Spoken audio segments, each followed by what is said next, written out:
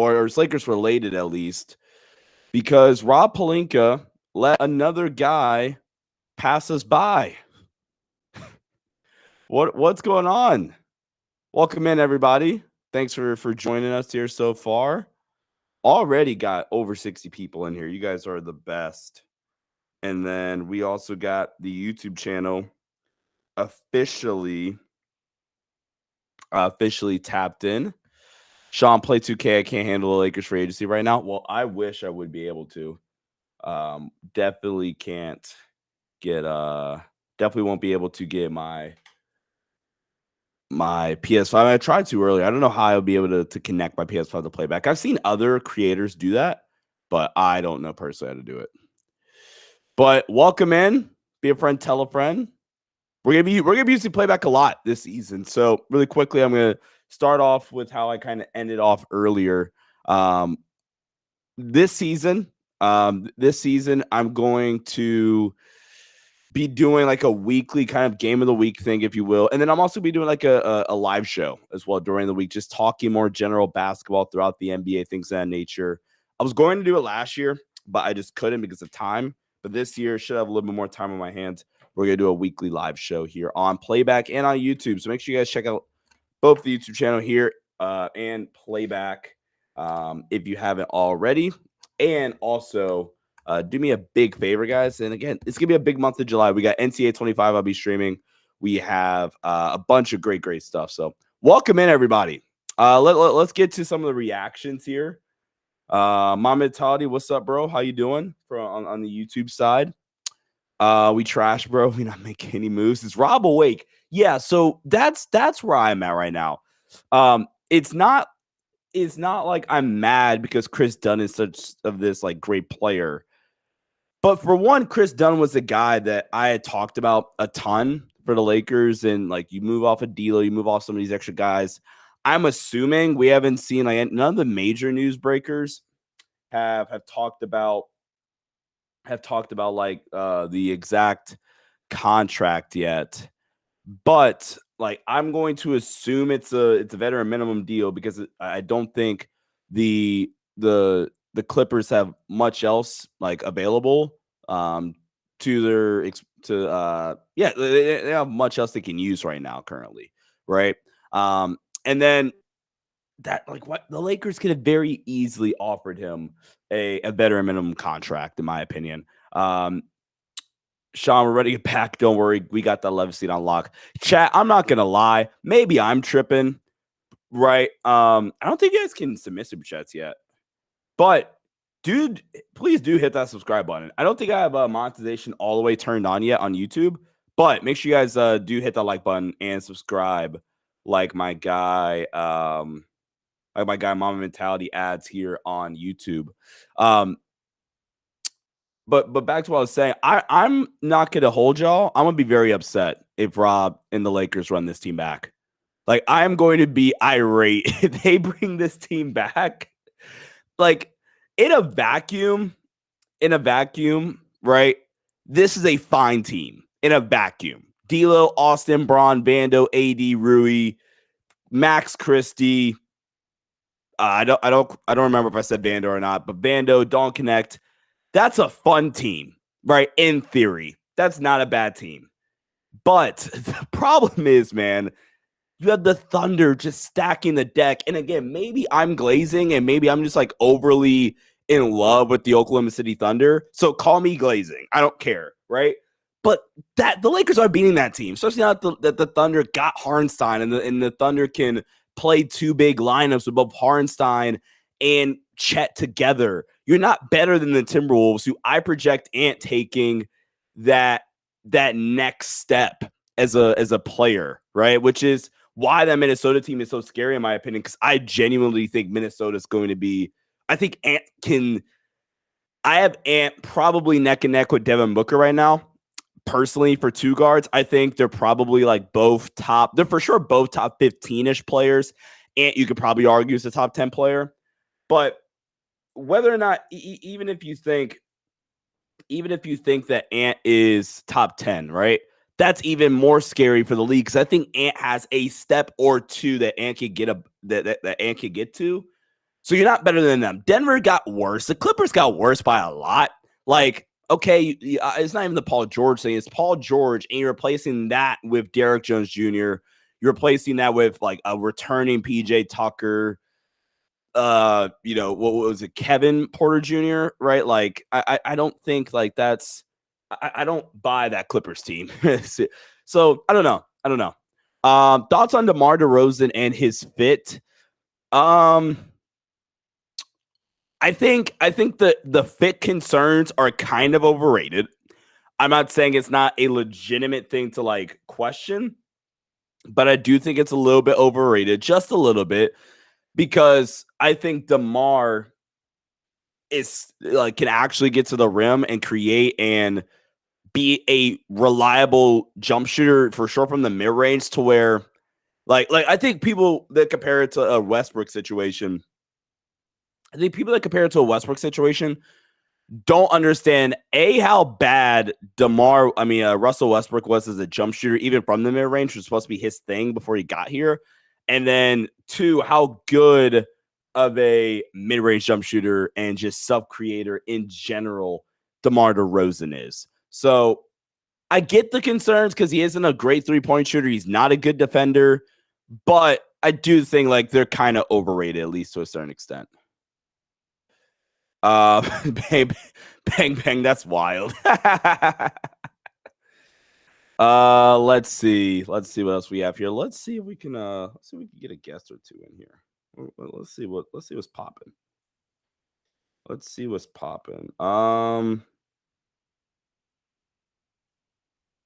All right, what else you guys look at? Cam Johnson.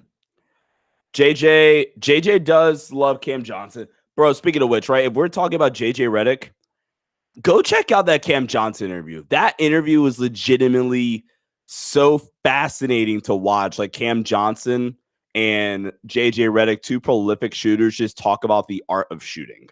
So go check that out. Wow, we almost got 100 people in here. Let's go. Be a friend, tell a friend. We're gonna retweet this bad boy one more time. See if we can crack 100 people here live for the first official playback. Okay.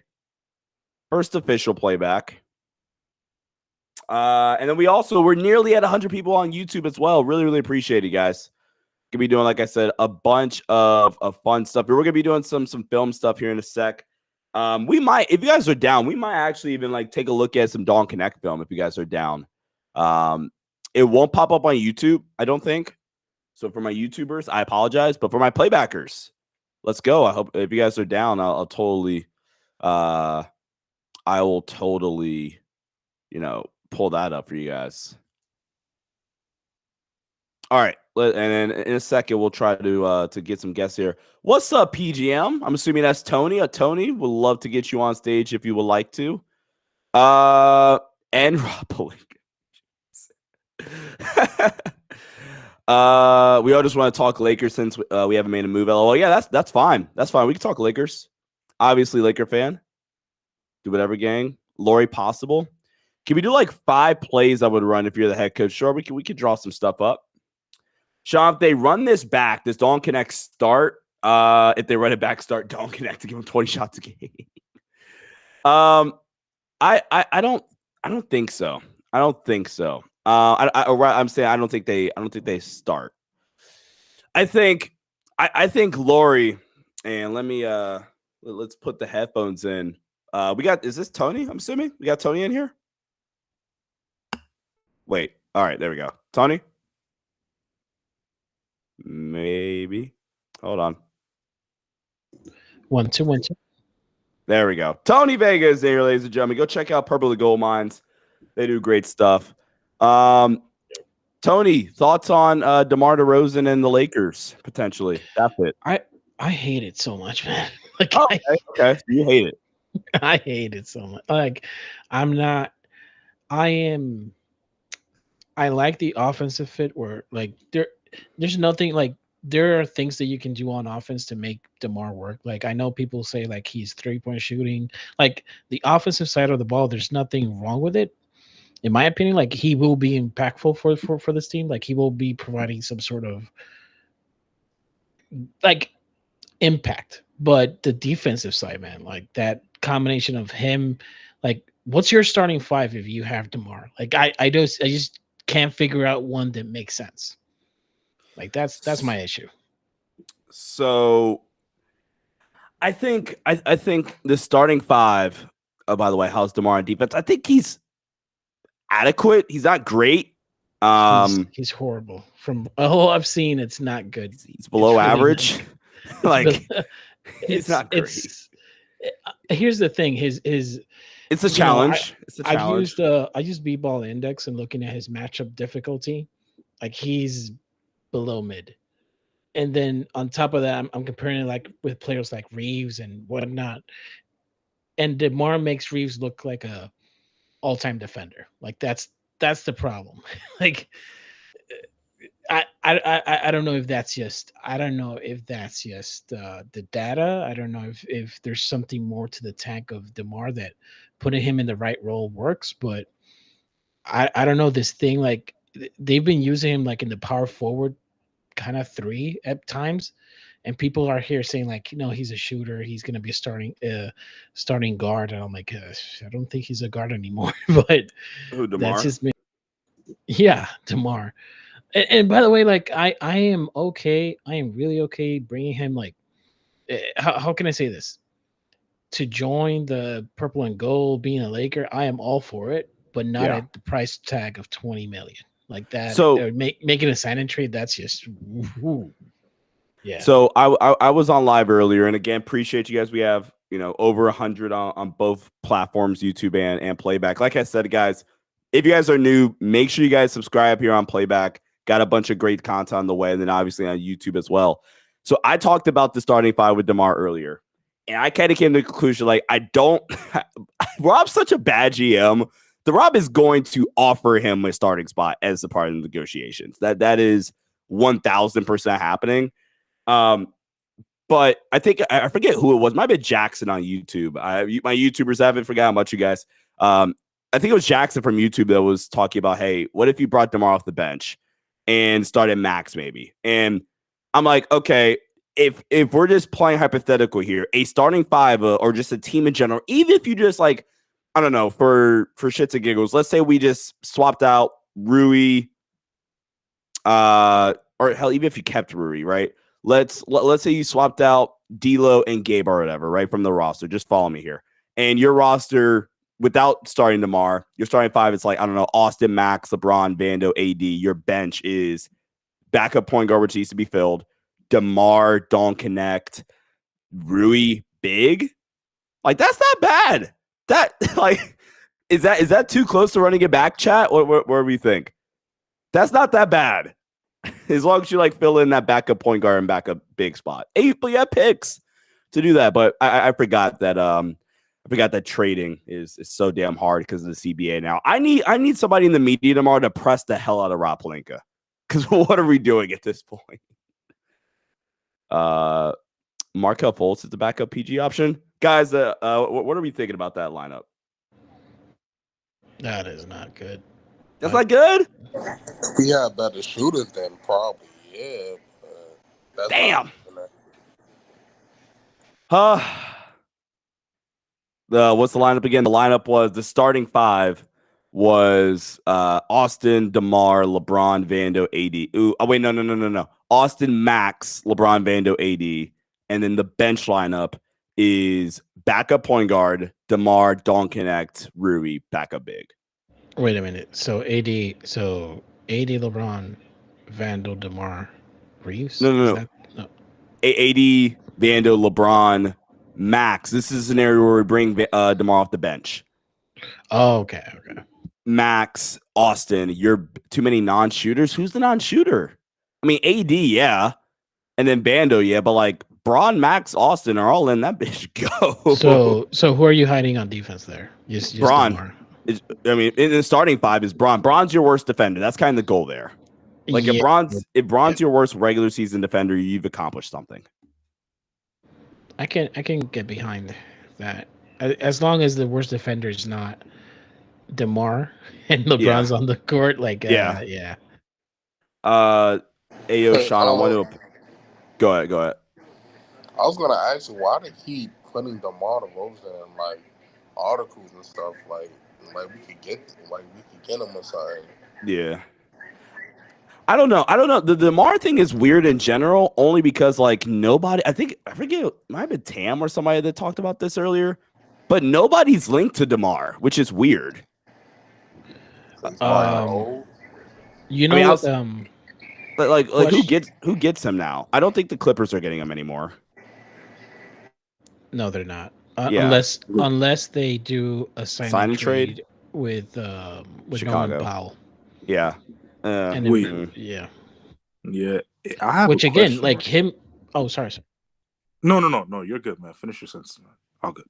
No, I'm just saying that a Norman Powell kind of coming off the bench, like DeMar makes a whole lot of sense in my opinion. Not a starting level DeMar.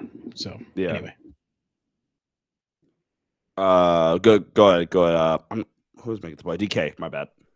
Yeah, man. I had a question. So if our only two options right now, since like a lot of free agents are already leaving, is DeMar and LaVine, what are we doing? Like what are we picking?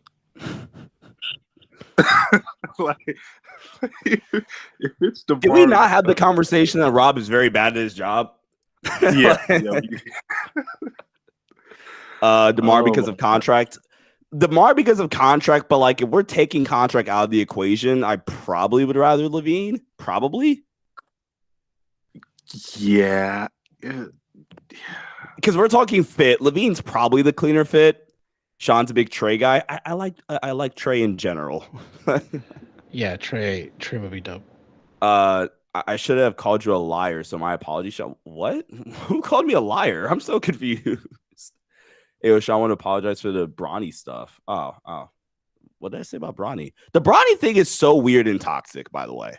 Like if you have one opinion about Bronny, it's weird. I got a picture of Sean in my wallet. Oh, okay. Thanks. Appreciate it for sure.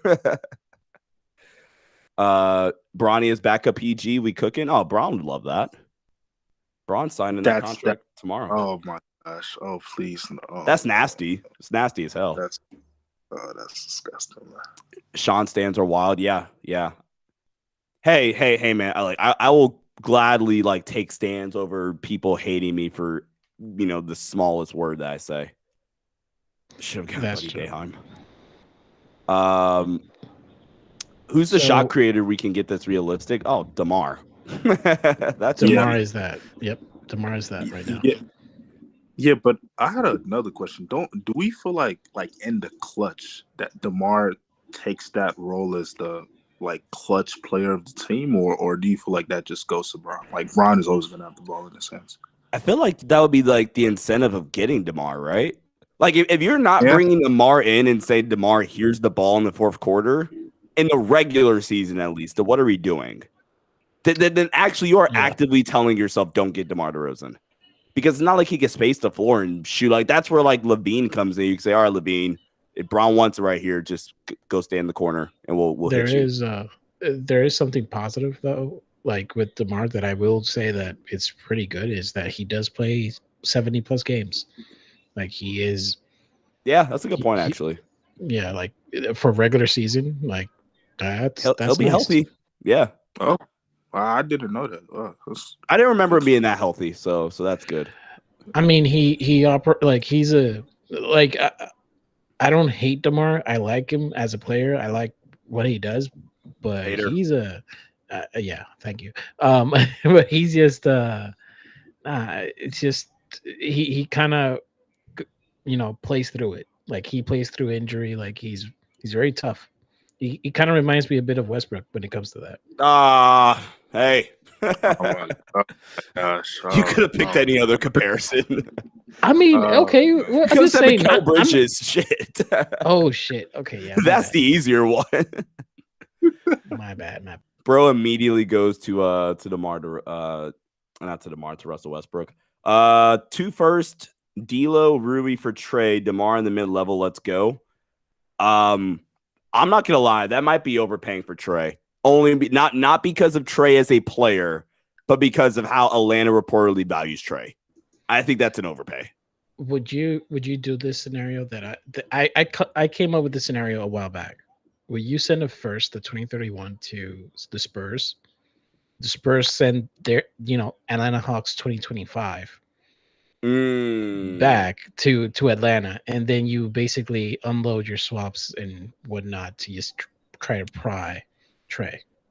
I think the only way like San Antonio's convinced into doing that is if like Atlanta lets them know, hey, we're going all out this year and like really trying to be good. But like, no, that doesn't even make sense because they're training Trey in this scenario. So, I mean, I would do that. I don't think San Antonio does it.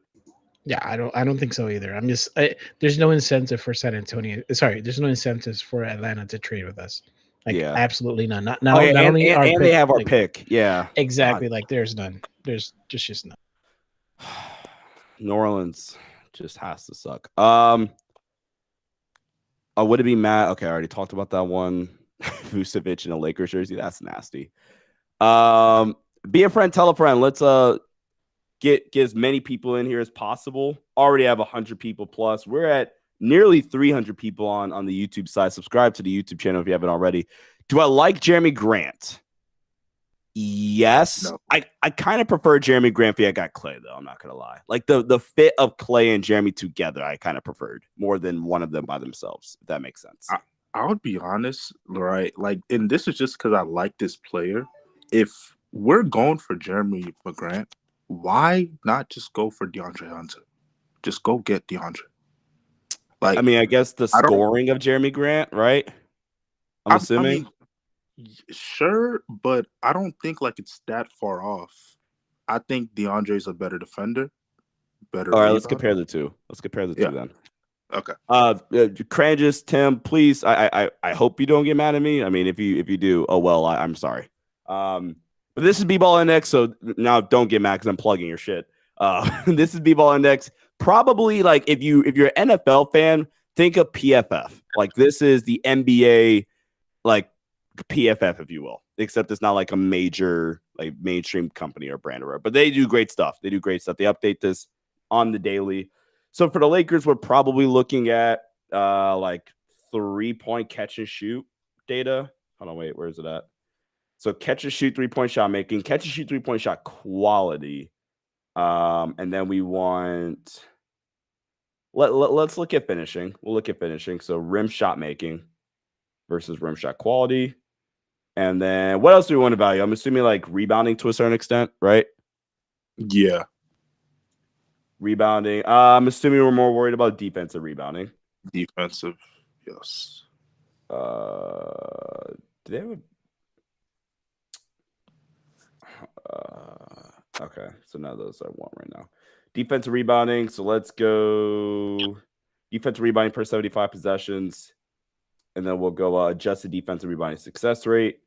And yeah. Okay. So, and then we'll just look at the last 2 years. And then we want players. So let's see. Jeremy Grant, DeAndre Hunter. Mm-hmm. Can you put Dorian Finney-Smith? Yeah. I'll add the bro, where are they? Oh, okay. Dorian, Cam Johnson, Kuz, I guess. Is that any other wing I'm missing? No. Would you consider Kuz. Bruce though, just in case, or no? What'd you say? Bruce Brown, just to have an idea. I guess. Just whatever. Hey, no, wait. Take out Bruce Brown. Put Rui. Ooh, okay, that's a good point. Yeah. Cool. All right, so we're looking at the last 2 years. That's what I forgot. Hold on, wait. Matchup difficulty. There we go. So if you guys don't know, matchup difficulty is essentially saying like how tough is your assignment defensively, right? So obviously a guy like Derek White should, in theory, like have a higher matchup difficulty than D'Angelo Russell. So first, really fast, let's focus on the role. So Cam Johnson, movement shooter. He's been used as a helper the past 2 years. Dorian Finney-Smith, stationary shooter last year, athletic finisher this year. Wing stopper. Jeremy Grant, shot creator, wing stopper, and shot creator, wing stopper this year. Rui, athletic finisher and helper these past 2 years. DeAndre Hunter, movement shooter last year, shot creator this year, wing stopper. movement shooter is interesting for a Dorian Finney-Smith. I mean, your knees have to hurt some way, so movement makes Get it. the live subscribe number on the screen. People will start subscribing. I don't know how to get the live subscriber number up. That'd be dope as hell if I could. Okay, so the best individual season in terms of LeBron in general, which is an advanced stat. So Cam Johnson has technically had the best season the past 2 years in terms of overall value. Last season, that also accounts for him being in Phoenix too, so take that with a grain of salt. And then this year, let's go to the actual grades. I prefer the grades because none of these. Yeah, let's go grades. Hold on. Database grade. All right. Run this back. All right, so the best offensive seasons was Cam Johnson and Jeremy Grant. And then it's Rui, DeAndre Hunter this year, Dorian Finney-Smith. You got 2 Dorian Finney-Smith seasons at the bottom. Last year, DeAndre Hunter, and then last year, Rui. But then this year, Rui's top 5. Best. But look at the defense though. Yep. Yeah. Best defensive seasons. Last year, Cam Johnson. Last year, Dorian Finney-Smith. This year, Dorian Finney-Smith. Last year, Rui. This year, Cam Johnson. Last year, Jeremy Grant. And then this year, Rui, and this year, Jeremy Grant are at the bottom of the list. That's nice. Catch and shoot 3-point shot making. Like Cam Johnson, Jeremy Grant. DeAndre Hunter, I guess, is the better shooter I'm probably giving him credit for here. Damn, Dorian Finney-Smith. That's rough. Oh man, that's rough. Yeah, there's a clear drop off right there. But yeah. Catch and shoot 3-point shot quality, which is probably more important. So DeAndre Hunter was great on catch and shoot looks this season, but his shot quality was amazing. Dorian Finney-Smith is having elite shot quality, but still somehow getting F grades for efficiency. So that's nice. That looks like Vando. Yeah, no, literally, this is Vando type stuff right that, there. Yeah, that's what I'm saying. Like, I feel like DeAndre Hunter gives you the defense that Vando does, plus a little bit of shooting. So I think like he would go perfectly like in the starting 5. Yeah. Yo, Sean, give me a second. I'm gonna change profiles. Oh, good. I just went to check Twitter for a sec. All right, and then now we're back. Who else has really good catch and shoot? Rui had a great catch and shoot, like quality this year. Shot the ball well. And then Cam Johnson and Jeremy Grant both had terrible shot quality, but elite shot making. Rim shot making, this kind of worries me. Jeremy Grant. So, okay, this is like if you wanted a pro Jeremy Grant and a pro Cam Johnson metric, so far what we're looking at is essentially pro Cam Johnson and pro Dorian Finney-Smith. Let's add back our guy Tony. And then we also have a very, very special guest that's in the building. We got some of a Laker legend in his own right. We have one Mr. Maybe. Hold on, I think it's adding him to the stage. So a little anticlimactic right here. No? Did we get him in? Maybe? Oh, there he is. I have not ever talked to this guy or done a podcast with this man, but we got one Mr. Anthony Irwin. Sir, how you doing? Oh, wow. I appreciate it, man. Thank you for the kind words. Legend, I don't know if I would go that far. I would just say I've been around for long enough for people to know who I am. You've stirred up a lot of angry tweets on social media. Yeah. Yeah, that is accurate. That I would certainly it was funny. So today I woke up because last night we all went to bed, and based off of the information I had in front of me, the league was like waiting to wake up to a Woj tweet that Clay was going to Dallas. Yeah. And so when I woke up this morning and nothing had popped up, like I was like, that's a little weird. Let me ask around. So I asked around, and the people I was talking to, especially close to the Lakers, were like, yeah, we actually think we'll be able to put together a pretty big offer for this guy. We feel pretty good about this. Yeah. So I just tweeted out like, well, compared to last night, the Lakers are they're a lot more optimistic than they were yesterday. And I think people took that to mean that like a deal was definitely going to happen, which all I was saying was comparing how they felt about it. But you know what? It's funny. I always have to remind myself to like what it was like to just be a fan, you know? And when people kind of lash out at the reporter for giving the information, I have to remember there was like, yeah, there were times that I probably said something pretty ridiculous to Mark Heisler or to, you know, not Dave, because we basically started this at the same time. Who was the guy? The guy for Spectrum who they have on their broadcast, who used to came from the Times. What was his name? Why am I blanking on this guy? Chat, help me out on YouTube. Help me out, guys. Are we blanking? Yeah, I Wait, am. from You're not talking about Times Trudell, are you? Like that's what No, the chat, no, like, no. way. I didn't think so. No. I thought that would have been obvious. Are you Brez. talking about Dan? Can we get back to Brez? Okay. Can we get back to the metrics? We'll get back to the metrics in just a sec. My bad, but yeah. So like Bresdahan, like, you know, he was a beat reporter back in the day, and I'm sure if he like shared information that I didn't like, occasionally be like, "Oh, how dare you?" You know. So I got to like remember what it's like to just be a fan, and I've just started muting posts. Like it's not worth it. But no, thank you, thanks a ton for having me on, man. What are we talking about here today? We were just kind of comparing some of the wing options for a sec for the Lakers. What are your thoughts on Jeremy Grant for potentially for LA right now? Feels like the most popular guy that's been thrown out in trade discussions, specifically for the Lakers. What are your thoughts about him and potentially his fit in LA? Yeah, I think it's kind of tricky. Like if the Lakers were for sure getting like the Denver Nuggets version of Jeremy Grant, sure. I would be over the moon about it. You know, at that point, he was really cool with doing the small things, was a really, really solid defender, a little bit more athletic, you know, a few years back as well. Wasn't quite the shooter that he is now. And I do think he developed some on-ball chops over the last couple years. But overall, I would say he's a pretty tangible upgrade over all of the wings that the Lakers have currently.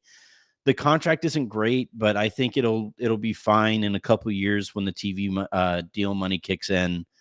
And you know, I would be perfectly fine giving up a first rounder for Grant. And you know, I think like the general like kind of package that has been talked about the most has been Rui and Gabe.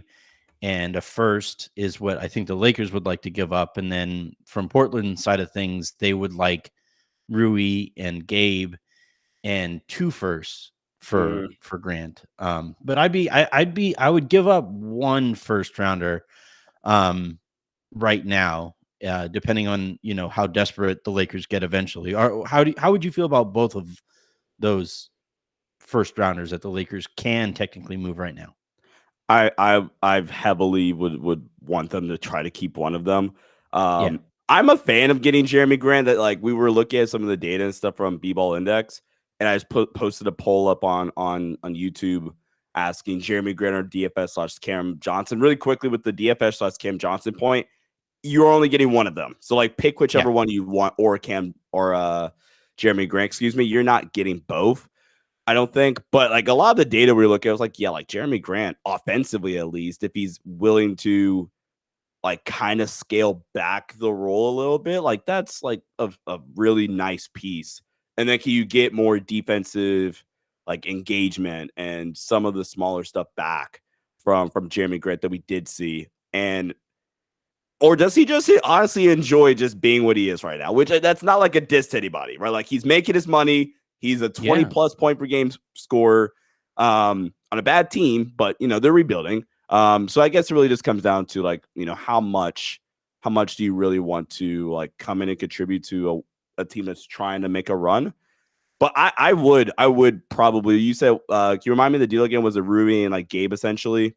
And then it was basically enough contract stuff to get it by. And then the draft compensation is what seems to matter the most. So, you know what, I think there was some. I think at one point the Lakers and Blazers were talking about D'Lo. And the thought there, I think the Blazers were going to start doing their own intel on what they could spend D'Lo's expiring into later in the year, kind of like they thought that they were going to do with Brogdon, and eventually did. Like, they did get Denny for him. So, those are kind of the two main packages that you're thinking about there. And I guess technically, Vando doesn't work because he makes less than Rui. So, cap wise, that doesn't work. So if you use Vando, then you have to throw in another expiring, which, or another vet min, which I wouldn't be against, by the way. Like, the Lakers are actually probably better off including maybe Vando, so that they could include also one of those veteran minimum contracts that they need to move off of as well. The tough thing with this new CBA is that you can't stack veteran minimums until mid-December under this new CBA. So it used to be like the Lakers in this kind of a spot in years past would just like tell the Pistons or something, hey, take these 3 contracts, send us back a fake second or whatever it is. We'll send you some draft compensation as well. But help us out here. But now you actually have to do those things in 3 different moves. You can't attach multiple veteran minimum contracts together. And that really kind of complicates what the Lakers are trying to do with those guys, and really makes it that much more painful that they accepted their player options this summer. But why did we give them player options to begin with? Neither here nor there. I'm sorry. Oh my goodness, dude. I get PTSD whenever somebody says the word player option. I'm sorry. Yeah. I blacked out for I remember like last summer, because I was complaining about the player options, and people were like, well, maybe they aren't able to get Cam Reddish without a player option. I'm like, okay, then don't get Cam Reddish. Get Cam Reddish.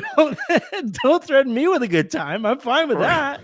All right, well, why are we like holding ourselves hostage and saying, oh man, like Cam, oh my goodness, because it's a lose-lose. Honestly, he plays well and he leaves anyway, or he sucks and he comes back. And now you have roster spots held up for no reason. Like, it makes no sense. Over 100 and votes. It happened to him 3 times over. Like 3 times straight. Like, what the hell? Bro, they gave Lonnie Walker a taxpayer mid-level a few years back, and he didn't get a player option. Why the hell are we giving Jackson Hayes a player option? I don't know. Oh my God. It was the craziest thing. It was just like, I remember as the offseason was unfolding, I was like, kind of like, why all these player options? And then I kind of blanked on it. Like over the course of the year, it just became a detail that I didn't care about anymore. Yeah. And then as we neared the deadline, I remembered that they had these player options. I'm like, oh my God, these guys are, because everybody knew, like, except for the Lakers, apparently, the direction that the CBA was taking this. Because like, all of the agents that I was talking to over the course of the year were like, yeah, we're telling our guys, unless you're a star, you're going to want to opt in and keep your hands on that guaranteed money next year, because we don't know who is going to be spending what. And the Lakers were like, oh, shoot, dang it, man. If only somebody could have told us that. Right.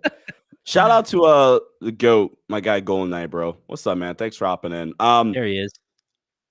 So really fast, I've always wanted to ask you this question. This is not Laker related, but why did you do the clown face paint thing? Like that that's been used against you so many times now.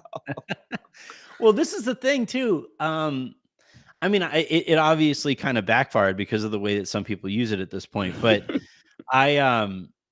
no, it was a Joker meme, right? Like, this is what turned me into the Joker. And it was it the Westbrook year? If you said Joker year, it was this last year where Cam Reddish kept on getting minutes and Max couldn't get off of the bench, and it was he just wouldn't play like last year's best lineup, and at one point, bro, you had people like me and Tim just screaming from the mountaintop, like, bro, D'Lo, Torian, Max, Bron, AD, that's it. What are we doing? Try it one time. Try it one time. And so we were I had some my daughter's godparents actually were in town, and my daughter's godmother is actually really good with like makeup and costume stuff or whatever. And so we literally used baking soda, like baking powder or whatever, a little bit of olive oil. We got some green food dye for the hair. Okay. and I smelled delicious. It was bro almost wanted to eat himself afterward. I was just like, this is you know, but I you know what, I stand by it, because you know, I was doing a show with Harrison, and Harrison is really, really good at like needling me and poking me to the point where I start to lose my mind. Right. And you know, obviously, you know, with the way that some people have used it, you know, maybe I regret the makeup or whatever, but I stand by it. I'm willing to do. This is the thing in this space. If you aren't willing to laugh at yourself, if you aren't willing to laugh at the ridiculous situation, and if you aren't willing to kind of stick your neck out there and have a little bit of fun with this, like I just can't picture myself doing this and never doing the extra thing to get the laugh. Like remember when Dylan Brooks had that whole like I poke bears thing? Yeah. Remember that when after one of the playoff games? Yeah. So what I did with Raj, the next time that he and I were talking, I told him, I was like, all right, when the Lakers eliminate the Grizzlies, I'm gonna recreate that look. So I got like a flannel jacket, and I got like some big sunglasses, and I made a chain out of tinfoil, you know, and I did the whole show with that look or whatever. Happy that didn't also turn into a meme, but like, you know, that's just the way that we've always done it. I like to have a little bit of fun. What is Sean doing here? LMAF or blah, blah, blah, blah. This is my personal YouTube channel, if you are new. So yeah, on the YouTube side, if you're finding this for the first time, make sure you guys subscribe. And then for the playback listeners, go check out the channel and then subscribe here on playback as well. Yeah. Not gonna take too much of your time, Anthony, but I do want to ask you this, because we did get a question about, like, you know, a couple of questions. But for one, if you had to give a percentage right now, I'm 50-50 personally. If you had to give a percentage right now about this team running it back, what I mean by running it back, D'Lo, Austin, Braun, Rui, AD, Vando, like that's, and Max, I guess now, right? That's 7. Mm-hmm. What are the odds, in your opinion, that the Lakers run it back with that core? D'Lo is pretty unlikely. If D'Lo is on the roster next year, that would signal failure on the part of this front office. Not like from my perspective, but from their perspective. They set out this offseason to trade D'Angelo Russell if he opted in. He gave them that opportunity, and if they squander that opportunity, that would be a pretty big miss. So in that regard, I would go, you know, slightly, you know, more likely than not, that D'Lo is not there and that core is not intact by the time you get to the next regular season. But yeah, look, man, like remember a couple years ago with Russell Westbrook, we thought there is no way they are not entering that second season with him. Because remember, the first season was such a disaster that we were hoping that they would move him at the deadline. And I remember the comparison that I made going into the second season was like being in a parking lot and watching 2 cars back into each other. Yeah. And like, as it's starting, you're like, there's no way they aren't actually going to hit each other in this parking lot. There's no way. And then they get closer and they get closer. And then by the time they're about to hit, you're like, holy shit, they're actually going to get hit. I mean, that's essentially what it was like with Russell Westbrook, where there's no way they're going to bring him back again. They aren't actually going to do it. And it turns out they actually were asking head coach candidates, can you make it work with Russell Westbrook? Which is Darvin said he question. Could. Yeah, Darvin got the job. Yeah, and he convinced them that he should be their head coach based off of that. And then also, like, he wasn't able to make it work. They wound up trading him. And you know, mid-season there. And I kind of feel like this is a version of that too, where it's like, there's no way they're going to bring D'Angelo Russell back. There's been too many things said publicly by both sides, leaked publicly by both sides, and then also said behind the scenes, especially about each other. Yeah. And there's just no way. So I can't fathom a world in which D'Angelo Russell is a Laker next year. So we just ended the poll. and it was 52% of the audience on YouTube that's had a total of over 2,000 people so far. I appreciate you guys. That says bring either go get Cam or Dorian Finney-Smith, and then 47%, or it's obviously some change thrown around there for Jeremy Grant. Last two for you, Ant. Again, appreciate you hopping on. What deal do you think is the most realistic? Or so instead of saying like specific deal, what target do you think is the most realistic? Let's go that route. I'm assuming trade target is what the chat's asking. Probably DeMar is the most likely right now. Yeah. Yeah, generally speaking, like whatever I don't want them to do seems to be the most likely. Because I'm not interested in. I'm fine with DeMar at the non-taxpayer mid-level exception. I'm fine with that as an option. I'm not particularly interested in DeMar. If you have to give up stuff and then pay him a whole bunch too. Sure. So like that seems to be. I'm trying to find, by the way. Like I'm gonna just send out the link here and make sure that we get people into your. Oh hell yeah, man! I appreciate it. Everybody, go check out Ant and all his great work at the lounge. There's a bunch of great stuff, obviously, and now he's also he's running. I don't know why the site is escaping me now. What the hell? What's that? I'm blanking. I'm not running any. I just the Lakers Lounge is what I'm running, and then I do reporting for Lakers Daily. But there we go. I blanked on the site for like 12 seconds. Yeah. In his playback, you should tap it. Hell yeah. See? But no, yeah. So the DeMar thing is interesting. It's very clearly a reaction to not getting Klay Thompson.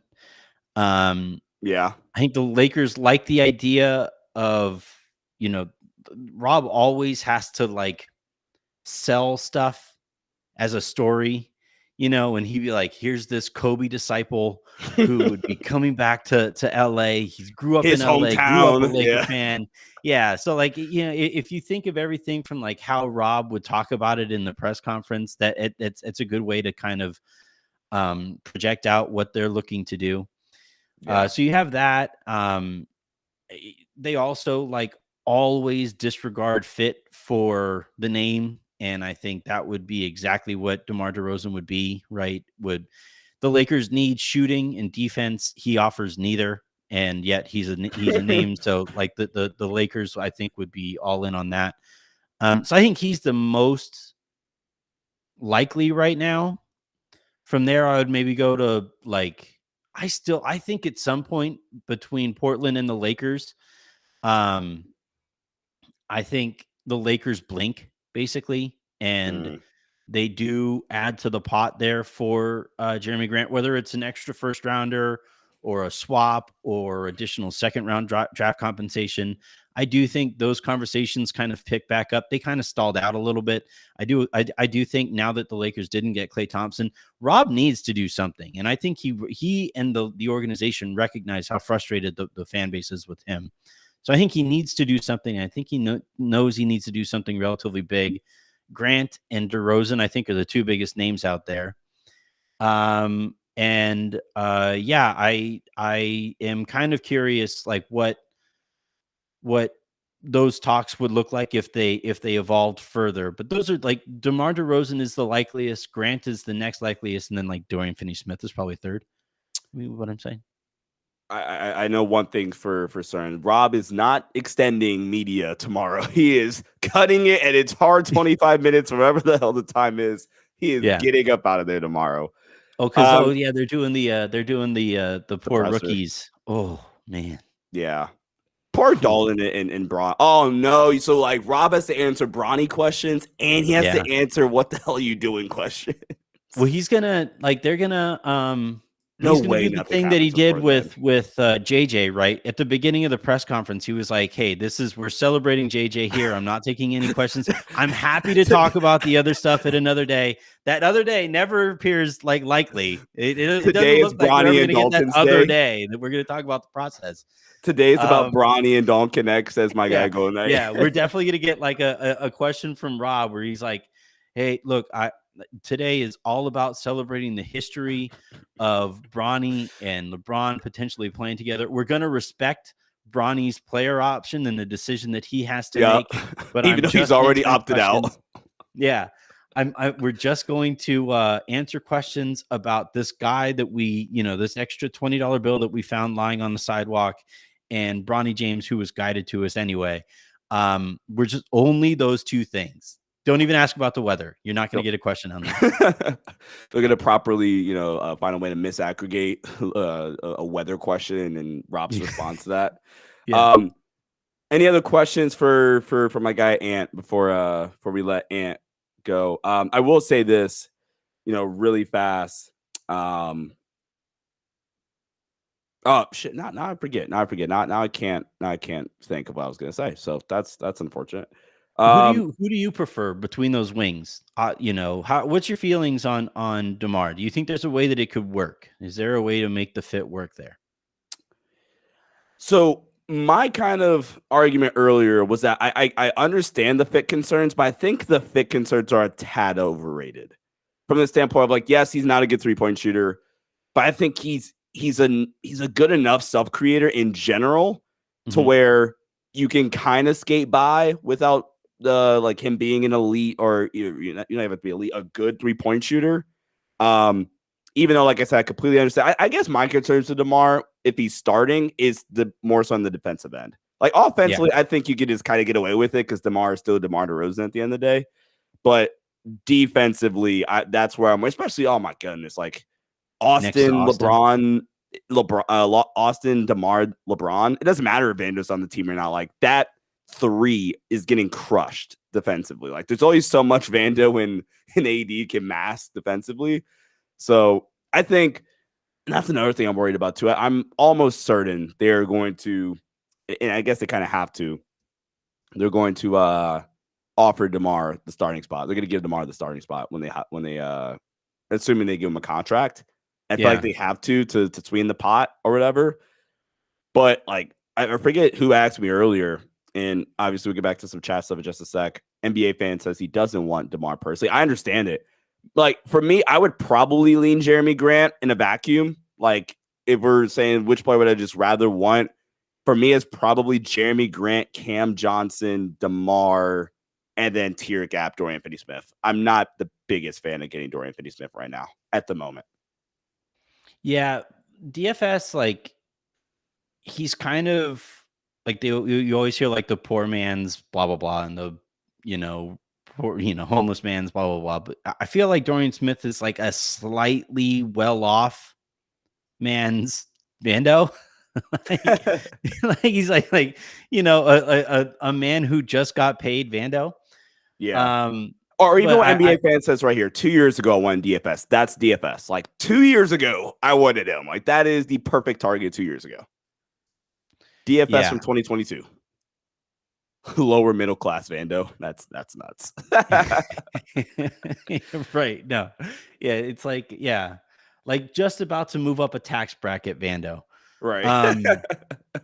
But like the DeRozan thing is interesting because man, if they could get him to come off of the bench, that would be perfect. That's ideal. That's it would the dream. Be perfect because he can score against any number of bench players. Like I think his way of scoring and like his shot diet actually translates pretty well in the postseason if he isn't like your best or second best player.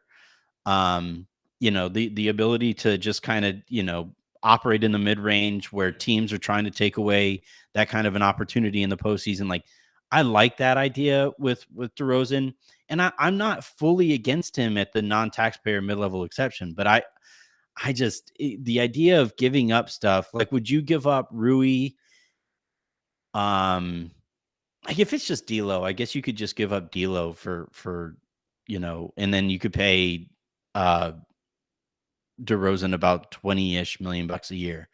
Sure. But if that's all it is and you can't find any other way to utilize D'Lo's expiring, then okay, but I would just hope that there's a better way to utilize D'Angelo Russell's expiring contract. You know, they need wing help. They need a backup center. Like there's just other things that they need a lot more than the things that DeMar DeRozan brings to the team. Last thing, we'll let you go. Worst defensive trio: Luka, Kyrie, Claire, DeMar, Austin, LeBron. I think it's pretty clearly the Dallas one. That Dallas one is rough. Well, the thing with the Dallas one is that they only have Derek Lively anchoring it. Like, Yeah. The nice thing about the Lakers thing is that they have Anthony Still Davis AD back there. and maybe Vando, like depending on what the lineup is. Right. Yeah. Like if you go, the one with poor Luka, man, like I don't know how much of it, like his body broke down or whatever, but the way that I had Mavs people, because I have friends with I'm friends with some of the guys who cover the Mavs. Yeah. And somebody pointed out, like, well, technically, possessions that start with Luka guarding the ball, the guy was only shooting like 30%. We're doing too much. We're doing too much when we get to that. And I'm like, and this guy who covers the Mavericks goes like, yeah, that's because they're blowing by him and missing the shot opportunity against help defenders. Yeah. It's not like a credit to Luka's defense. And he was absolutely right. Like it was crazy to, and Luka probably between the three of those guys is probably the most equipped to defend at this stage of his career and probably will be next year. So yeah, I think they'll be able to score like crazy. And I have some questions about some of the fit there with Clay and how he got his shots in Golden State versus how he'll be expected to get his shots in Dallas. But defensively, you're going to be asking a lot, especially now that they don't have Derrick Jones Jr. I guess Najee will help a little bit, but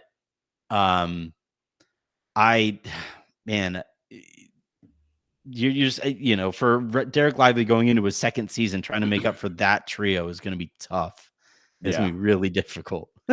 It's going to be nasty. Well, my guy Tony, I think, said he had one quick question for you. Tony, are you there? I don't have any plans. I'm just hanging out. Like I'm not. Nah, I appreciate this opportunity. Like I said, legend, right, Tony? That's what you said. He is a legend. I mean, people who wear clown face, things like that. it is in a legendary category. I'm not gonna lie. We go. Yeah, and I will say, like, with the whole situation going on, like, what's your predicted timeline? Like, where do you think this, like, because like USA starts, like the USA camp starts, I think what, July 6th, if I'm not mistaken, or that's when the camp starts. I'm not particularly well known in terms of like the start dates, but it may be like 2 weeks. Yeah, I thought it was like late July. Wait, no, that's when the actual. That's when you're talking about summer league camps and stuff like that. Is it summer league camps? It's just the David Meneman tweet, like something about like LeBron's patience and something of the sorts, and then he said something regarding like, hey, well, it might be Olympic camp. The Olympic camps, or something of the sorts. Okay. I'm not sure because I'm not particularly fond of the idea of LeBron going into the US Olympics. Wait, what? The Lakers and LeBron don't have the same priorities. This damn franchise, man. Your face really upsets me. I'm not gonna lie. Go ahead. No, I'm just saying, like, when do you think a deal or any of the sorts may happen? Is basically the question. So, well, shit, some stuff should have happened already by now. Yeah. So, like, they're already behind on the timeline here because as you're seeing, like right now, Chris Dunn is potentially going to the Clippers. That's the exact type of like extra guard I would have loved for the Lakers to go out and get. An absolute dog on the ball. Actually really took a step forward, I thought, last year in both ways, on both sides of the ball. I was thrilled at the possibility of maybe, but like when you don't have, it's like cooking a meal when you still don't know what the protein on the plate is going to look like, then you can't quite plan out what the rest of the rest of the sides are going to be. And so like the Lakers are still kind of waiting on, what the main move of this offseason is going to be. And everything else is kind of, hanging on and waiting for what the roster is going to look like after that main move or after that main set of moves. And then, maybe we'll see what that looks like. The one thing that I'll say, Sean, do you remember the offseason that they didn't get Kawhi? Yeah. And how after they didn't get Kawhi, they immediately pivoted to Danny Green, JaVale. The rest of that. JaVale. Yeah, but like the rest of that roster, how that like everything was like bang, bang, bang, bang, bang. Like the rest of everything else was really kind of figured out when Kawhi made his decision. And it really kind of surprises me how much the Lakers have felt like they've been playing from behind this summer. Like an example is with D'Angelo Russell. I'd been hearing, upwards of a few days to a week that it looked like D'Lo was going to opt in, that his market was really bad out there. And he wasn't sure that he was going to even get the same number that he is currently opting into, right? The Malik Monk barely got more than the amount that D'Lo was going to be opting into.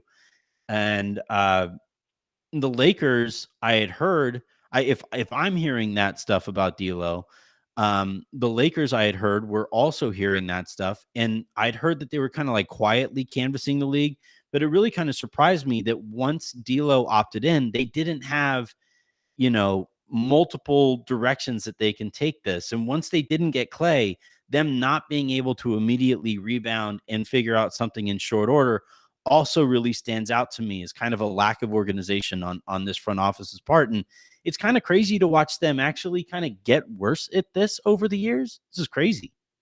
Yeah. It feels like the rest of the league has definitely like kind of went by the Lakers to a certain extent. Just in terms of process, just in terms of some of those other things. I know a lot of the fan base is happy this was something I got a lot of on draft night when they got Dawn Connect or whatever. There's obviously the excitement. There's this weird portion of the fan base like still was really, really mad that they took Connect to get a big, specifically like talking about a guy like a Deron Holmes, right? Like I'll tell you guys, I've been trying to say this, that they were never drafting Deron Holmes. Like that was never really going to happen. If they were going to draft the big, it would have been Yves Missi, Kel'el Ware if he was there, Zach Edey if he was there. I don't think Deron Holmes, from what I had heard, was ever really in the conversation. So if we're going off of... He was pretty focused on the Denver Nuggets. He was pretty focused on Denver. Denver was the team that made the promise to him. I don't even think Deron Holmes ever came in for a workout with LA, if I recall correctly. So if we're going big route, it's Yves Missi, who's there.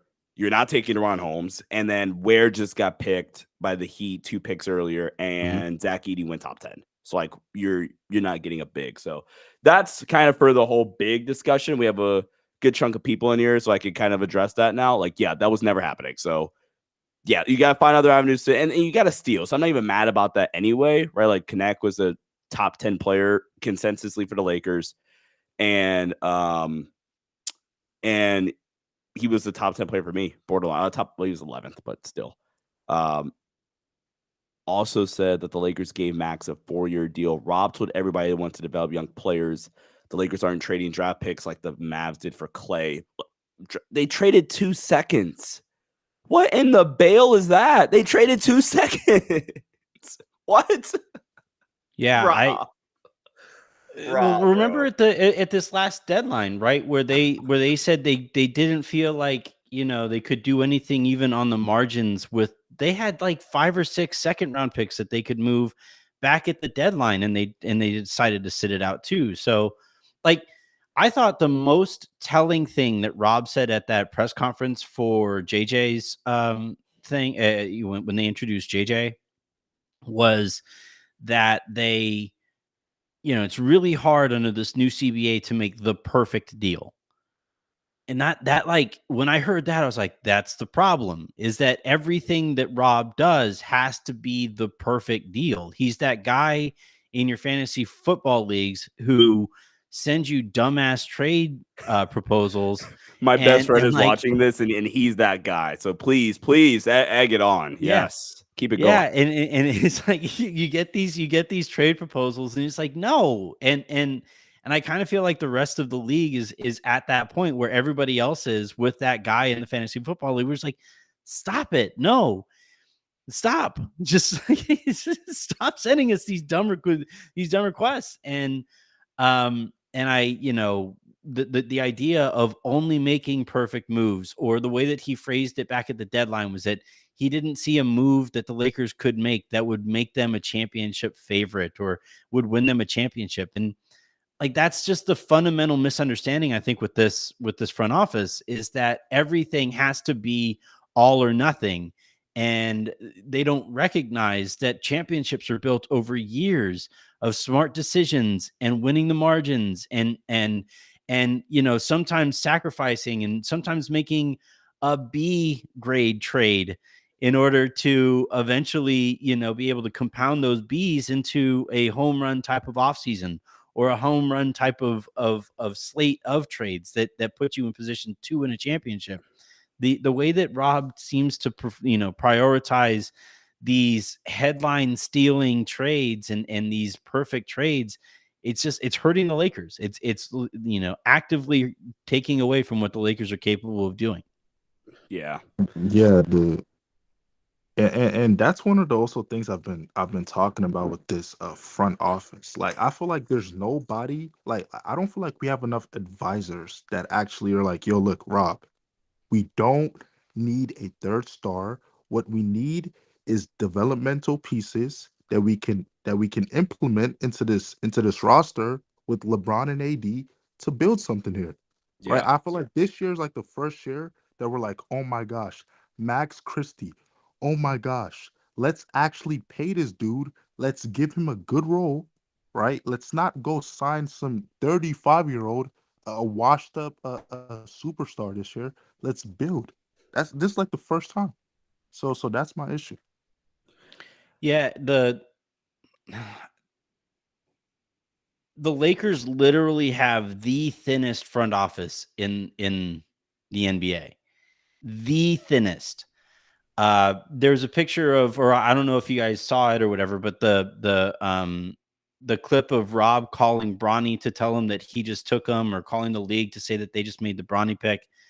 And there's a picture of what might have been the war room. I hope it wasn't the war room, because I saw like 2 laptops out. I saw like 1 notebook. There was nothing on the walls, in terms of like, this is in the middle of this is after the second round had just taken place. Or like another red flag, Sean, was how they took Dalton Connect, and in the middle of the first round, Rob Pelinka goes out to run his victory lap. There's an entire round of the NBA draft going on, and he's out here talking to us about the one thing he's done right the last 2 years.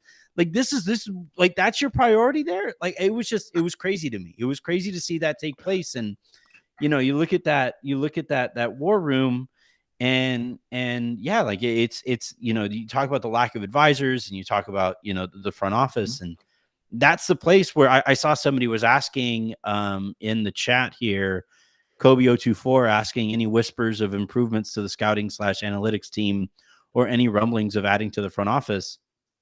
Dan Wojcicki reported that they were getting ready to do that. We didn't hear any follow through on that. And the very first story that I ever broke for Silver Screen and Roll way back in the day was actually reporting that the Lakers were getting ready to add to their analytics department. And I remember the Lakers PR got really angry with us. They're like, where is he hearing this? Who's he talking to? You guys are a blog. You don't even talk to anybody. How are you getting this information? And that was their response to me reporting something that the fans were happy about. The fact that the Lakers were investing into their organization, the fact that that was a good thing. That was a positive story. And that was, they reacted that way to it. I'm still waiting to hear more about the actual investments that the Lakers are making right now, because what I had actually heard was that they were actually circling the wagons, and it's more of a focus on Rob talking to Kurt, talking to Linda, talking to Jeannie, talking to Tim Harris, and all the information going through them, which, I don't really trust those people who are making those decisions up at the very top. All righty. Well, Anthony, thanks so much, bro, for hopping in with us. This is a pleasure, and eventually I have to make my visit to the Lakers Lounge. So thanks so much, bro, for hopping on. I really, really do appreciate it. No, man, thanks for the invite. Always happy to. Thanks everybody for the questions, and yeah, we'll talk to you guys soon. All righty. Appreciate Anthony for hopping on. Liberty Axe on YouTube. Let's get back to some chat questions here for a sec. This is not a Lakers-centric channel. I want you guys get that clear right now. This is not a Lakers-centric channel. This is a just NBA basketball channel in general. You guys will notice that by the channel in general. I don't typically post Lakers stuff, but given the subject matter where we're at right now, the Lakers are prevalent in the news. So yeah, we're going to talk Lakers a little bit. Mamba Mentality on YouTube says, hit that like button and subscribe so we can get some super chats and some mods in here. I can do mods right now if I want to, and people in the chat are interested. And super chats, that is on me. I need to get some stuff taken care of on the YouTube side. Way too early power rankings. I will actually have an in-depth preseason power ranking series on my channel where each team gets ranked 1 through 30. I do a video for each team, and we'll get guests on depending on the team and things like that. But when I'm going through the rosters and going through the players, each player it's almost gonna be like a card, like a 2K card almost, but the rating is my own rating. So it'll be super, super fun. It'll be super fun. And yeah, you guys should definitely go check that out. But let's get back to some of the conversation. Go ahead, DK. Oh yeah, man. I had a question. Yeah. That me? Oh yeah. Okay, yeah, man. So, how do you feel about Jalen Suggs as a primary ball handler? How do you feel about that? Because with the addition of KCP, I don't know where if he's able to actually take up that role.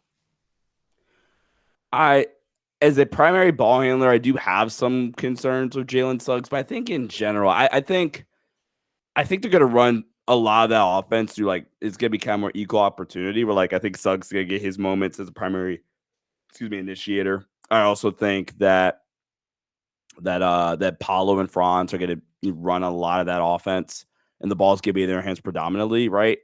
They have Anthony Black, who they just drafted. What I think is somebody that they could lean into a bit next season. So yeah, that's kind of where I'm at. I like Jalen Suggs as more of a secondary ball handler for a team like Orlando. So that means he's off the bench then. One of them have to come off the bench then, right? No, I still think because like I said, I think Franz and Paolo are going to have the ball in their hands the most. So I think they can still go Jalen Suggs, KCP, Franz, Paolo, and then Isaac or Wendell Carter Jr. That Magic team is fun. Yeah, man. That team's fun. Yeah. No, I was just going to say, they have those five. Then it's Wendell Carter, Goga Batadze, Anthony Black. They brought Gary Harris back, which I didn't think they were going to do once they paid KCP. And then they have Tristan da Silva, Chet Howard. That team's fun. They're going to be good. Nah, they're going to be a problem next year. I ain't going to front. Yeah, right. No cap. That team's going to be good. That team's going to be good. Also, I have a question, too. If the Nuggets bring Westbrook, how you feel about that fit? As a guy that's coming off the bench, it's all right, I guess. Yeah, I don't know. It's a very that it doesn't move me one way or another. I don't know why the reporting is Jokic really, really wants Westbrook. That doesn't really do anything for me if I'm I said the same thing too. But I feel like they kind of want to get him because they traded Reggie Jackson for a few seconds, I think. So that kind of makes sense or whatever. But out of all players, Westbrook, yeah.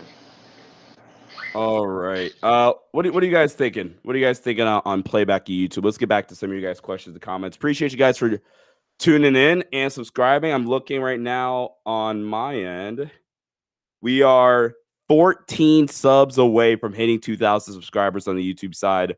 Really, really appreciate it. Do me a big favor, like I said, is smash that like button on YouTube. But let's see. Let's get some more comments and questions floating in here.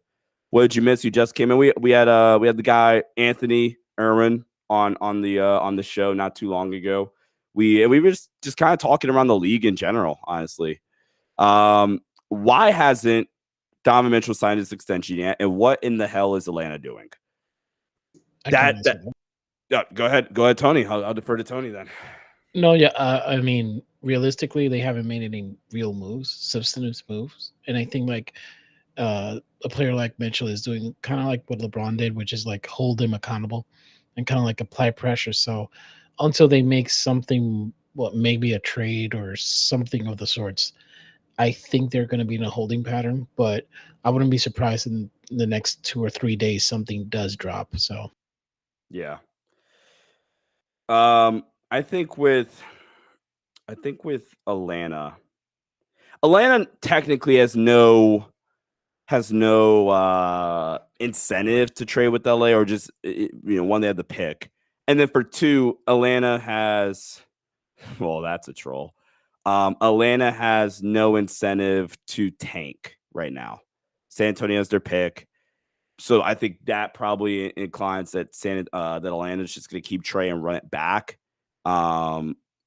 because Trey, I mean, we're being honest, like Trey, Jalen Johnson, Okongwu, that's still a fine trio.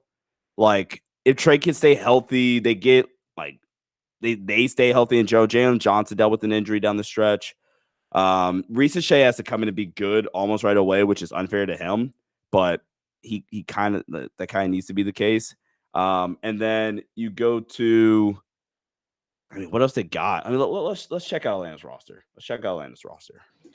It's I will say there is like what's the starting lineup there, because I feel like that's the part that doesn't make much sense, because like it would be Dyson Daniels and Trey. Like, is that what they're doing or what? Okay. Like Sadiq they let walk unless I'm missing something. So they have Bogey, Kobe Buffkin, Clint. They're probably going to trade Dyson Daniels. They have Jurisic. Jurisic. They drafted him. I thought he went to New York. Am I tripping? Yeah. He went. If I'm not mistaken, that's the trade that they made. Draft day. Oh, okay. So, okay. Yeah. DeAndre Hunter, Jalen Johnson, Larry Nance Jr., Onyeka Okongwu, Zachary Reese-Shea, Trey Young. Like, I'm not gonna lie, if they started Dyson Daniels next to Trey, that's not. I mean, offensively that sucks, but that's how you mitigate some of the defensive stuff with Trey, which I guess they tried to do with DeJounte, but it's just a better version of that defensively, because Dyson Daniels is a way better defender than DeJounte Murray is currently. But yeah. So I kind of have a starting lineup that I'm curious to see if it works. It would be like the Trey, Dyson, Hunter, Jalen, and Lance. Okongwu? No, Lance. Yeah. What? I think you have to start Okongwu. I think. Would you start Okongwu over Lance at that point? Yeah. I think you have to. Because if you're not, just trade Okongwu then. Just trade him. I mean, who knows? So that's what I'm saying though. Like that's not. I mean, that's good for like a 7th seed, probably. I mean, it's fine. It's fine. Man, I'm calling San Antonio. Like, look, what do you want, man? Like, give me something for Trey, bro. Just give me something. Yeah. That's hoping they do move Clint. I'm assuming they move Clint, because I kind of like the idea of it. If it's Clint, I mean, sorry, if it's Okongwu and Nance, like, okay, I'm fine with that. Sean, how is Cam Johnson on defense? Is he passable? He's passable. Yeah, he's not great, but he's fine. He's an average defender, probably. Maybe I'd say average. He's an average defender. Is that Wesley Matthews on 2024 roster? Yes, it is. Yes, it is. Let's see. I don't think we've gotten any more news right now. Nothing. It's Clippers are expanding the Chris Dunn trade to a sign and trade. That's about it right now. Yeah, I did see that. Let's check out the timeline. See where the TL is. It's pretty nasty. I'm not gonna lie. It's pretty nasty. If you're a Laker fan, by the way, if you're a Clipper fan, I know like the PG to the whole PG exit is kind of nasty, but I low key like the athleticism that they kind of are building around. Like makes kind of sense. I've answered a lot of these. Sean, are you no longer with Lakers Nation? No, guys, I'm still with Lakers Nation right now. This is just my own separate channel that I've been trying to grow for a little bit now, and we're starting to get some things going. So starting to get a little bit more consistent here. Kind of pissing them off, for being completely honest, but neither here nor there. You still can't. We would riot if Sean left Lakers Nation. No, you still can't replace restricted free agent. Yeah, you still can't replace PG-13's talent. Yeah, I'm not gonna lie. I do like the Clippers. I expect to come in pretty low on my power rankings. Like not in the 20s, but like low teens. We're talking like 17 probably. I barely started, but like let's look at the Clippers. That roster. Unless I'm like blanking on a few dudes, that roster is low key nasty. Wait, why do you think they didn't accept the trade with the Warriors? Like, was it like a? What was the Warriors deal? What was it? Did it come out? Yeah, I believe it was. Probably Tony could probably tell you, but I believe it has something to do with what's his name? Kuminga. Yeah, like Kuminga could. They were asking. I think they were asking a lot. They were asking like Kuminga. They were asking some sort of like picks, and like they were asking. Their package was pretty elevated. Like if you know that you're gonna lose PG for nothing, you should have at least tried to get something, even if it's not like because it was Chris Paul and some sort of Kuminga kind of like thing, and they were like. You got to increase it. They like I don't know, just didn't make much sense. But again, Clippers are clipping. Clippers are absolutely clipping. By the way, guys, just hit 2. I don't know if you guys can see that. Try to focus my camera a little bit. No, that did not work. 2,000 subs here officially on YouTube. Thank you guys a lot. Really, really appreciate it. 10K. Definitely on the way, and 10K we got to do a giveaway for sure. So appreciate you guys very, very much for all the support and the subscribing. My camera is having a stroke. That's nice. Shout out to my guy Warren. Congrats to 2K. Yeah, so let's take a look at their roster. So they paid Batum. That's nasty. They let Brandon Boston go, which good for him, I guess. Like he has potential, but like never really panned out in LA. They have a couple of young guys in Cam Christie and Kobe Brown, who I like. I was kind of high on Kobe Brown last year, and Cam Christie was one of my guys this year. They bring back Harden. Like, what's their? I mean, their starting 5, I think, will probably be fine. Like Harden, Norman Powell, Kawhi. Who's the? Derrick Jones Jr. My bad, Derrick Jones Jr. and then Zubac. But that bench rotation's nasty as hell. Like. PJ Tucker, weirdo number 1, weirdo number 2. Where's the third weirdo? There's another one. That is an interesting analogy. Terrence Mann. Oh wait, no. I wasn't pointing at Terrence Mann. I was pointing at this dipshit. That guy. Oh no, I know that guy. They also still have moves to make. Like it's still not a complete roster. They have Russell Westbrook's contract.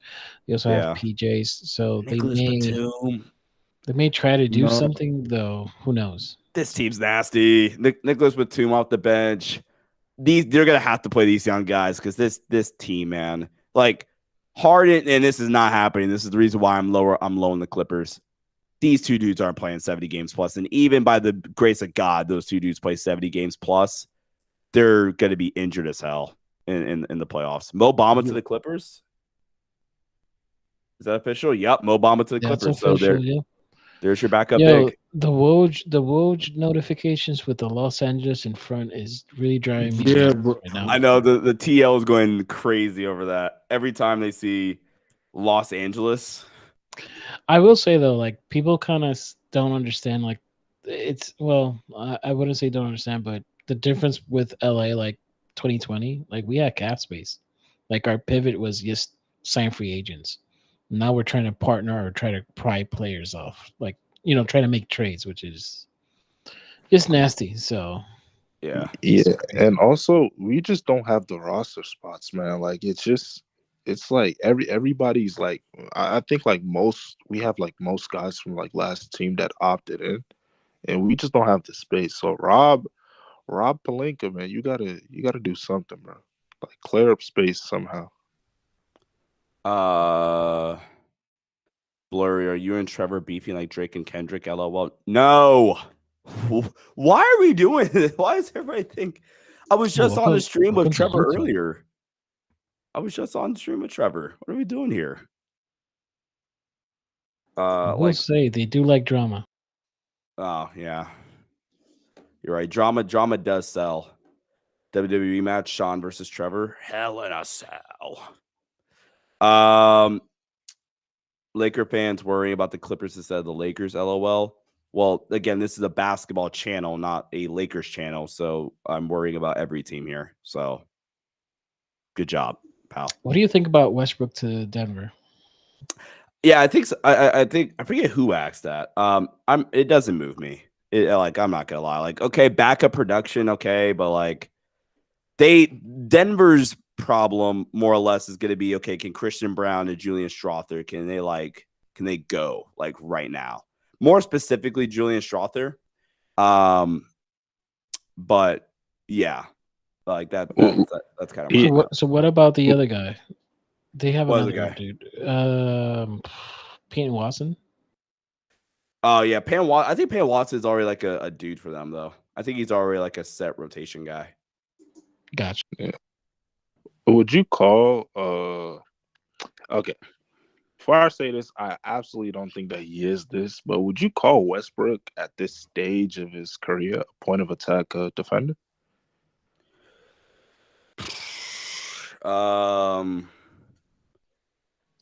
Because if it's a yes, then it's a good trade. Because that's what they need. No. I'm curious what role is he might have been used this one actually last year. Now I think about it. Let me see. I don't think so. Maybe I'm tripping. Where's B-Ball at? Because if he wasn't, he would have had to be used as a helper. Because that's the only other role that makes sense for Westbrook. Hold on. Yo, if you see Wingstop, just call it a day. If I see Wingstop, Wingstop. I heard Wingstop like food. I was like, wait, who's ordering Wingstop? Oh, my bad. What Wingstopper? But I wouldn't mind Wingstop right now. I got excited for a sec. I was like, oh shit. I'm trying to find matchup difficulty. Hold on. Matchup difficulty. Okay, and then like last 2 years for Russ.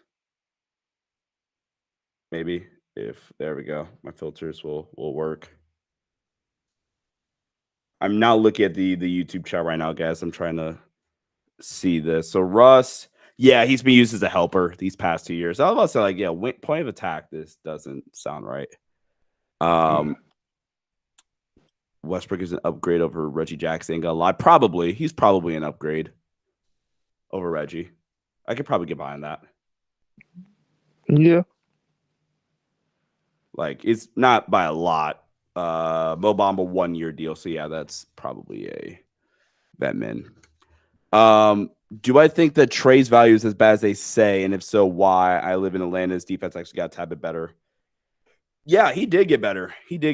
Defensively. I mean, it's a noticeable upgrade, but he's still a bad one. And I guess that more so speaks to how bad Trey has been as a defender before this season. I can't really tell you why his values. It does. I guess the best argument I have is like the league is kind of going away from those heliocentric type players, where the only one that really works now is Luka, and you're seeing like how much the Mavs are having to how much the Mavs have kind of like had to shape that roster around him. And I think the league has got to recognize that it's really, really freaking hard to build rosters out around heliocentric type players. That's why also Harden's like trades recently have been. I mean, Harden's also just a headache, but those trades teams haven't gotten the returns that they would have liked. I think Trey is a lot better than he gets credit for, though. I've done film breakdowns on this channel and everything. I think he's a way better player than he gets credit for. Yeah, my only issue with getting Trey is I feel like Austin Reeves would have to go. I don't think Austin Reeves can be that 2 guard alongside Trey. Yeah. I actually disagree. Just Go saying. ahead. Oh wow. Yeah, go ahead. I'm just saying like I think defensively speaking, like I think our biggest weakness was like the Rui. If we kept Vando, like I think he would have done we had Austin kind of guarding like the best player on the opposing team at times, low key. So if you kind of use him properly and kind of have Vando back, or let's say a DFS or a Jeremy Grant or something of the sorts, then I feel like that's better. But yeah, I'm kind of high on Austin. No, oh wait, I didn't think about it like that. Yeah. I think if we had, my guy DeAndre Hunter or someone of that sort, I think that could mitigate some of the defensive collapses between Reeves and Trey for sure. So, yeah, I mean, look at his matchup. Just a question, Sean. Have you done the matchup difficulty like per season of Austin, like last season, like the past 2 seasons? Because it feels like his assignment has been like, at least the eye test. I've not looked this up, but it looks like the eye test, like he's just been like on like on the opposing team, like getting content or whatnot, but basically guarding the best player. So I'm trying to figure out if that's true or not. Let's see. Austin Reeves matchup difficulty is past 3 seasons. Hold on. Database. Let's go database rank.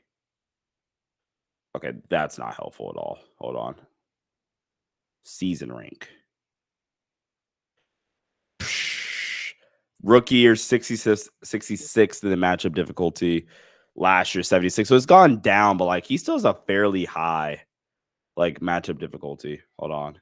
Database grade. Yeah, like he still has pretty high matchup difficulty. He's A-. And then if we go in the league in general, you have to have played at least 1,000 minutes over the this past season. And defensively, you are like an on-ball perimeter defender. Great. Okay. There we go. Now let's run that. On-ball perimeter defender, we have 105 players on here. Matchup difficulty, Caruso, fair. Nembhard makes sense. It's probably not fair, but makes sense. Wiggins makes sense. Derek Jones Jr., okay. A lot of these names make sense. Malik Beasley, that's ridiculous. Taurean Prince, that's effing ridiculous. Shout Bilal Coulibaly. Shout out Denny. Shout out Denny. Shout out Denny. Austin Reeves, there we go. 41st out of like 100 plus. Austin Reeves has higher matchup difficulty than Davion Mitchell, who's DeAndre Hunter. He has higher matchup difficulty than Derek White. That's sick name, bro. Grayson Allen, Jimmy Butler. That makes sense why he has higher than Jimmy, though. Save my boy. It's like Matisse Thybulle. What, like Quentin Grimes. Hold on, wait. I need one more like big name defender on here. Hold on. Okay. PJ. PJ Washington right Cam there. Watson, like he has. So yeah, Austin's Jose Alvarado, like bro, yeah, Austin has Oh, Trae Young glass. Like his matchup difficulty is definitely way higher than it should be. In fairness to Austin. Yeah, and I think that has to do, like, for at least last season, in my opinion, has to do with Vando. Like, let's go to 23 then. Let's see, 23.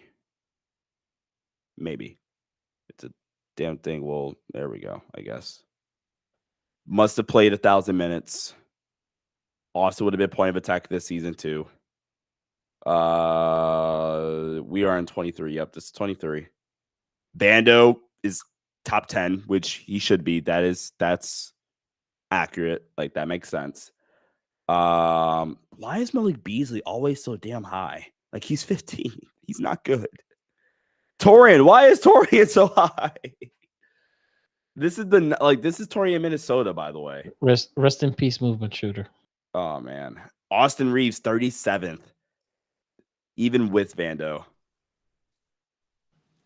Austin Reeves higher again than Derek White, than Davion Mitchell, Dorian Finney-Smith, Gary Harris, Grayson Allen, Jeremy Grant. Trae Young sent out a tweet with the prayer hands emoji. Kawhi, Matisse Thybulle, like dog. We all praying, Trae Young. We are praying. We are praying. Everybody, the prayer emoji for Trae. Yo, DeJounte Murray? Where? dude. Oh yeah, DeJounte had a pretty high matchup difficulty. That makes sense. So he's playing next to Trae. What the? Oh no, that's. Wait, I had a question for actually both of you. So like, between, I know JJ spoke highly of Rui because if he had to, kind of in that moment. But who are we choosing? Like, are we Vando or are we Rui? Like who would you rather? I'm Vando. I'm Vando. What about you, Tom? What about you, Tony? Wait, you mean choosing as keeping or choosing? Yeah, as keeping. Yeah, like keeping in a trade. Like don't like. Yeah, we're keeping him. I feel like you can keep Vando. It's just the contract, the upside. Like Vando is like an offensive, like minor game away from being like very usable. Like he can gain probably $10 million just if he spots up, shoots, and hits in a higher clip. Like, and I feel like that's something that you can develop. He's also younger, so yeah, I'm most per Vando, but I'll be honest, I think both of them should be on the block. Because, Yeah. like there's no such thing as a like I'll keep this player for all cost. Why not AW on YouTube ask Sean, how do you feel about us trading for Cam Johnson and Jeremy Grant? So I think you could get one. I don't think you can get both. If I had to get one, I probably lean Jeremy Grant personally. By the way, the math, we have 60 million in salary to dump. Yeah. In total. So it's like that is 60 million. Like it's no, that physical, like it's not lot. You have to choose one. You can't choose both. Yeah. I'm going with Jeremy Grant. I'm actually going with Cam Johnson, by the way. Me too, man. Me too. That's fair. Vando and Grant starting when Braun sits out. That's not bad. Sean says the second LeBron toe. Yes. I'm taking Cam Johnson, not gonna lie. That's fair. Like they're probably same tier for me in terms of like who would I most rather have for LA. Probably, like I said, we're doing like a tier of like it's probably Grant, Cam Johnson, tier 1, probably, and then like DeMar tier 2 because of fit stuff, probably. And then tier 4, like I'm kind of out on Dorian Finney-Smith now. I'll make this more complicated for you. Let's say it's Jeremy Grant or Cam Johnson and Day'Ron Sharpe. Oh well, it's Cam Johnson, Day'Ron Sharpe, because you fulfill 2 needs there. I'm just saying, like it. And by the way, let's say cost of picks are the same. Yeah, it's Cam Johnson, Day'Ron Sharpe. Yeah, same. Like that's a pretty easy no-brainer for me personally. Is Johnson and Dorian cheaper? No, I think honestly they're either going to be the same, or if you're combining the two, then that's going to be more expensive actually, because Yeah. the Nets are going to want a lot of picks. The Nets are going to a full rebuild, right? They got that haul that they got for Grant. So if you want them to trade you both of their like big contract assets in Jeremy Grant and Dorian, not only are you gonna have to include more salary in that deal to make it work, you're also gonna have to probably give up both picks.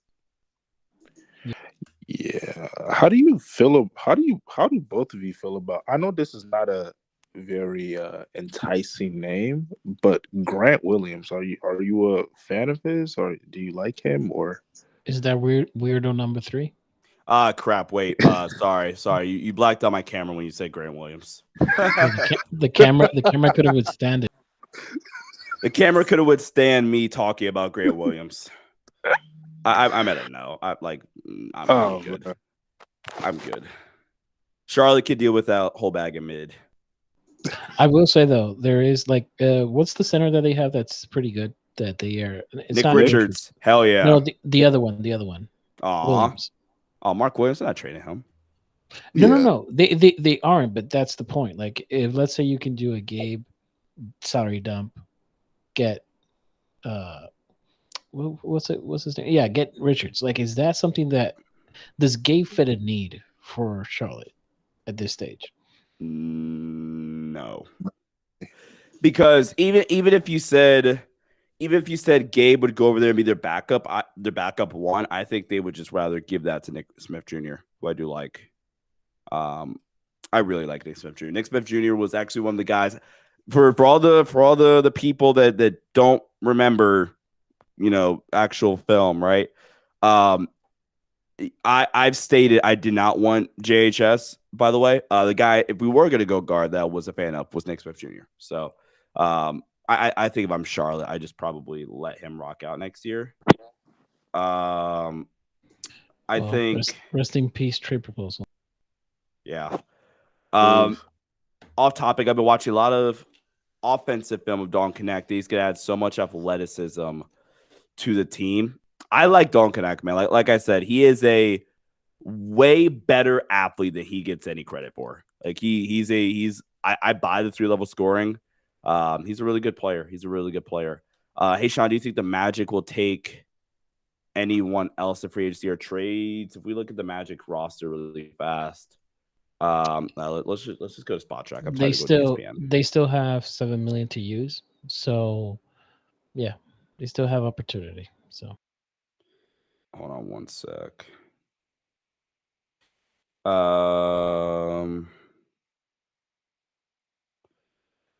Let's see. So yeah, let's go. Let's pull up the Magic.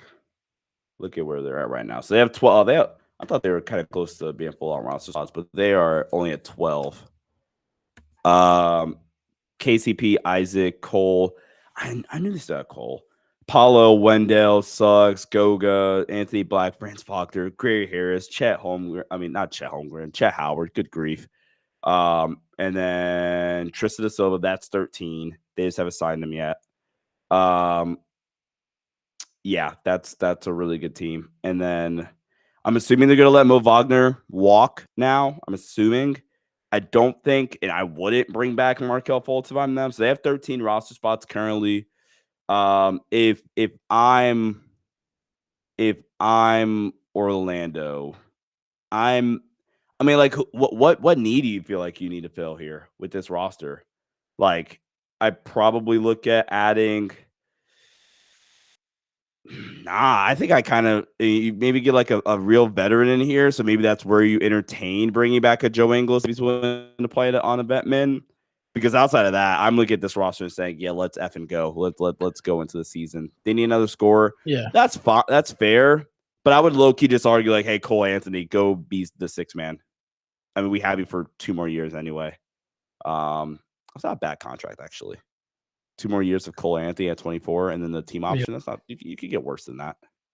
So they're probably going to bring back Ingles like around like the $5 to $7 million that they have available. So which is I think the room exception that they have of it. Yeah. I want tacos. I tacos does sound friendly right now. Would I do D'Lo, JHS, the 29 pick, and a swap? That's kind of a lot for Suggs and Wendell Carter Jr.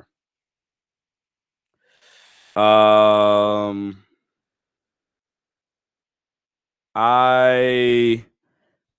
probably don't do that. Probably. Why not? Why not? I'm joking. I'm the Wait, swap. 20, The swap it's is the too swap. The swap is throwing me off. Yeah, the swap is what's throwing me off.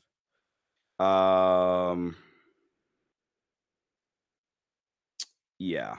It really, really fast. Yeah, that's kind of where I'm at. That's kind of where I'm at. All righty, we are at an hour and 45. I think we're gonna call it a stream here. I think. I mean, Suggs can snipe on a good day, but I don't know. Are you actually a Magic fan? Hey, welcome to the Sports Headline Show, where we talk where Sean talks about every single team, and a Banchero's jersey in the back. There we go. Oh yeah, we got the Paulo jersey in the background. Hell yeah. D'Lo 2 first unprotected for Jonathan Isaac. Yeah, no, I'll pass. Hard pass there. Yeah. All right, guys. Thank you guys so much. Very, very successful stream once again. We've eclipsed over 5,000 views throughout the duration of the stream. I can't wait to go look at the playback numbers. You guys were awesome all night long, as always. Really, really do appreciate the support. Me and Trevor aren't beefing. You're just going to see more of these independent streams by myself on my own channel a little bit more frequently. Go subscribe to the channel. Much love to my guy Golden Knight. Go subscribe to the channel. A bunch of great stuff. Sean, am I about to do Lakers Nation? No, I'm about to take my ass to sleep. Probably. We'll see. TBD. All right, guys.